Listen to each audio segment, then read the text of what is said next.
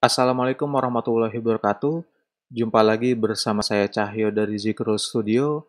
Pada video kali ini kita akan belajar bareng tentang React Native. Ada 3 pembahasan yang akan kita bahas. Yang pertama, gimana cara kita bikin Hello World menggunakan React Native. Yang kedua, kita akan belajar tentang state dan props. Berikutnya yang terakhir, kita akan belajar tentang styling di React Native. Setelah kita punya project baru yang telah kita buat menggunakan React Native, biasanya ada banyak file yang terdapat dalam satu projectnya. Untuk React Native, di sini kita belajar langsung fokus ke file app.js aja, app.js. Jadi biasanya app.js-nya ini lumayan banyak, jadi kita bisa modifikasi dan sederhanakan menjadi seperti ini sih. Bentar, menjadi seperti ini. Oke, untuk pembuatan Hello World, kita tinggal import React-nya, terus import style sheet dan text dan juga komponen view. Lalu kita bikin React komponennya dengan nama app. Balik lagi app di sini karena kita editnya tadi file app.js, jadi di sininya juga default class-nya app. Lalu untuk method rendernya langsung return beberapa komponen, yaitu ada view, di dalam view-nya ada teks dengan tulisan welcome to tutorialspoint.com. Oh ya, buat kamu yang ingin lihat websitenya langsung aja ke tutorialspoint.com/react native app. Jadi hasilnya seperti ini.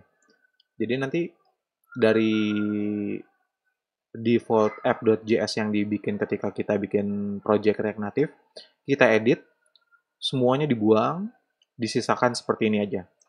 Jadi untuk bikin aplikasi sederhananya seperti ini. Jadi kita hanya membutuhkan komponen view dan juga teks. Jadi dan teks yang ada di sini kalian bisa rubah dengan teks yang kalian inginkan. Nanti teks yang di sini otomatis ketika kalian jalankan ke emulator atau ke smartphone kalian, hasilnya bentuknya akan seperti ini. Cuma akan ada satu teks doang. Di sini welcome to tutorials point. Oke, jadi itu untuk belajar bikin Hello World-nya. Terus lanjut ke materi yang kedua, kita akan belajar membahas tentang state. State itu apa sih? State itu bisa dibilang sebuah variabel yang bisa kita rubah-rubah.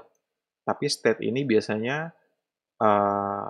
satu per komponen. Jadi kalau misalnya kita punya komponen app.js, state yang ada di app.js ini hanya berlaku di app.js-nya aja. Gitu. Sebagai contoh di sini kita bikin sih, bukan punya tepatnya. Kita bikin sebuah state baru dengan nama myState yang isinya ini lorem ipsum bla bla bla bla sampai laborum. Terus ketika kita panggil melalui metode render, kan kalau tadi di sininya welcome to tutorials point. Oke, setelah kita ganti pakai kurung kurawal, lalu this titik state titik my state. Jadi state ini adalah state yang ada di sini. Dia memanggil si state variabel, kemudian my state di sini ngambil key yang ada di dalam state-nya ini. Jadi otomatis ketika kita eksekusi, teks lorem ipsum ini akan ada di tulisan atas ini. Gitu. Ini biasanya kita pakai ketika kita mau bikin atau ngerubah isi dari komponen, bisa dari API misalkan, atau misalkan dari kondisi tertentu sehingga misalkan kalau pagi tulisannya jadi selamat pagi, kalau siang jadi selamat siang, kalau malam jadi selamat malam. Itu contoh penggunaannya. Terus di sini juga kita bisa lihat nih, kan tadi state-nya itu hanya seperti ini ya. Jadi state-nya hanya berubah isinya myState yang tadinya lorem ipsum. Terus kita bikin metode baru nih, update state pakai arrow function yang ada di JavaScript. Otomatis kalau kita mau ngubah isi myState ini pakai function seperti ini. This titik set state kurung buka kurung kurawal, lalu tinggal masukin state name-nya. Di sini kan myState. Jadi the state is updated. Otomatis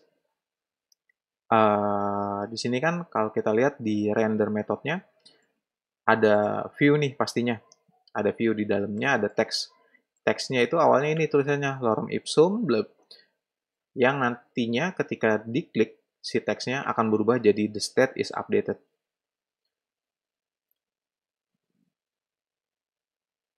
Seperti itu. Oke, berikutnya adalah props. Kalau tadi kan state itu kayak semacam variabel yang bisa dirubah. Kalau prop ini sesuatu yang nggak bisa dirubah sih ya.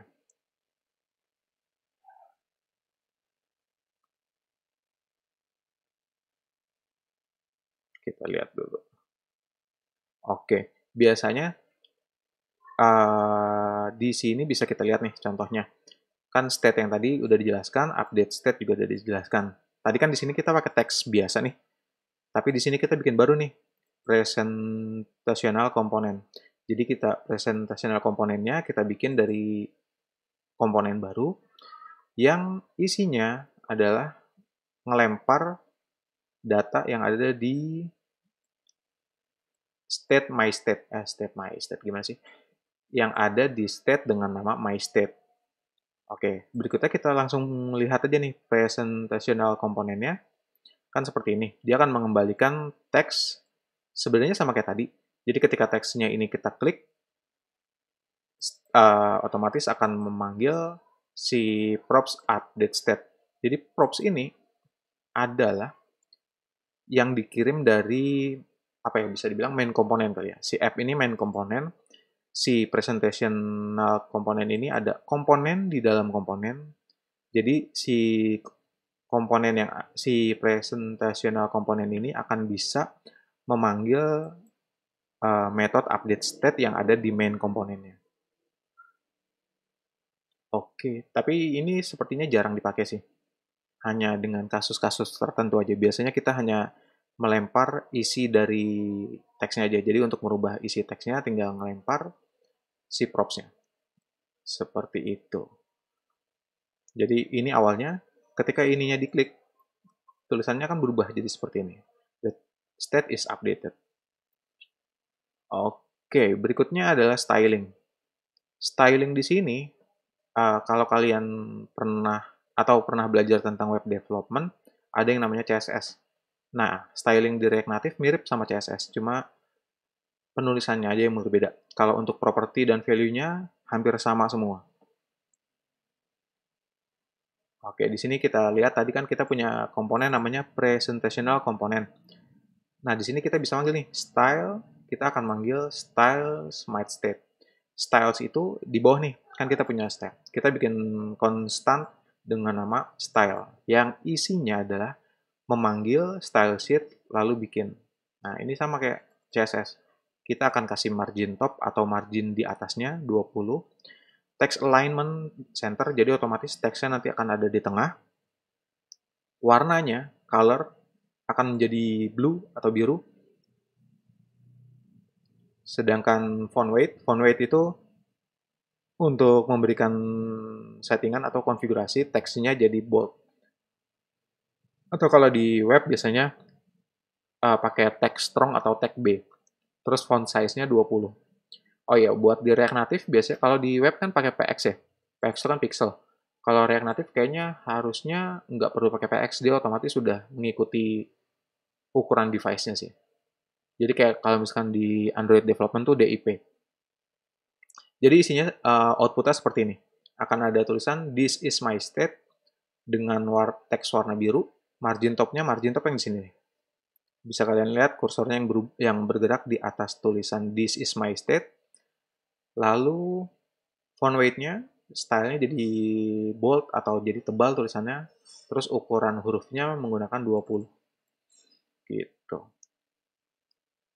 Itu aja sih untuk video kali ini. Jadi kita tadi belajar tentang gimana cara bikin Hello World di React Native. Jadi ketika bikin project React Native, kita hapus semuanya, terus kita sisakan komponen yang biasanya digunakan. Jadi pada contoh Hello World yang tadi, itu komponen yang biasanya saya juga gunakan sih ketika bikin aplikasi React Native. Terus kita belajar yang kedua tentang state.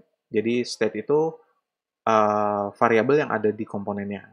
Sedangkan kalau props adalah variabel yang ada di komponen yang ada di dalam komponen berarti. Sedangkan styling adalah untuk memberikan style atau biar tampilannya lebih menarik sih. Gitu. Itu aja untuk video kali ini. Semoga bermanfaat. Jangan lupa kalian subscribe biar bisa dapat update untuk video lanjutan dari belajar React Native ini. Terima kasih telah menonton video ini sampai selesai. Wassalamualaikum warahmatullahi wabarakatuh.